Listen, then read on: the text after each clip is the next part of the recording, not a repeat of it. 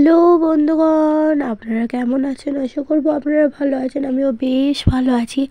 দেখতেই পাচ্ছেন ঘুটঘুটে অন্ধকার, মনে হচ্ছে আমি ওই রাত্রেবেলায় কোথাও বেরিয়েছি, কিন্তু মোটেই না, রাত্রেবেলা নয়। আমি বেরিয়েছিলাম 5:40-এর বাস ধরবো বলে।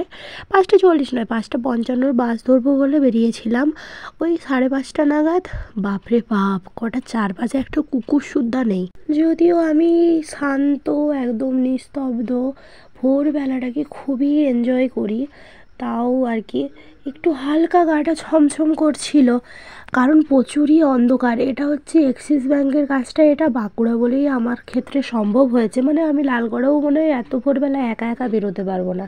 বাঁকুড়াতে এরকম ভোরবেলায় বাস ধরার অভিজ্ঞতা আমার যেহেতু আছে, সেই কারণে খুব একটা আমার ভয় লাগছে না। এটা হচ্ছে কলেজ মোড়টা, কাকাগুলো সব হাঁটাহাঁটি করছে, গোটা চারপাশটা দেখুন একদম শুনশান। আর এটা হচ্ছে সরস্বতী পুজোর প্যান্ডেল। হ্যাঁ, সরস্বতী পুজোয় ভেবেছি আমি এবছর বাঁকুড়ায় থাকবো, কিন্তু আমি জানি না থাকা হবে কি না, কারণ প্রতি বছরই ভাবি কিন্তু কোনো বছরই আমার থাকা হয় না, এটাই আর কি।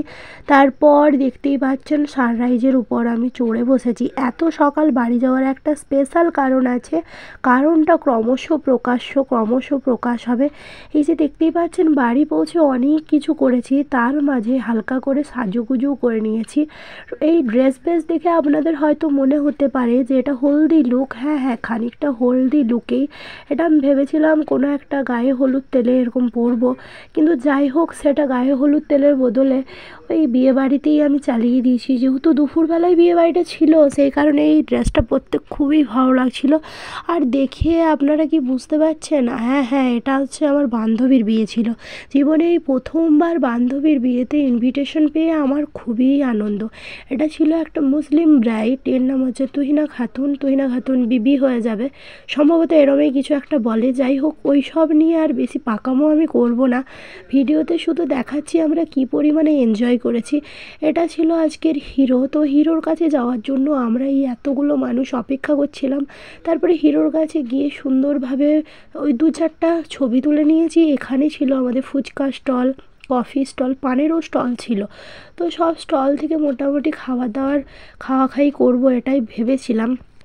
যাই হোক, একটা ফুচকা খাওয়ার পর যেহেতু দুপুরবেলা আর বেশি কিছু খেলাম না, তারপর সেই দেখুন একবারে কত ভিড়, গোটা চারপাশটা একদম ভর্তি হয়ে গেছে।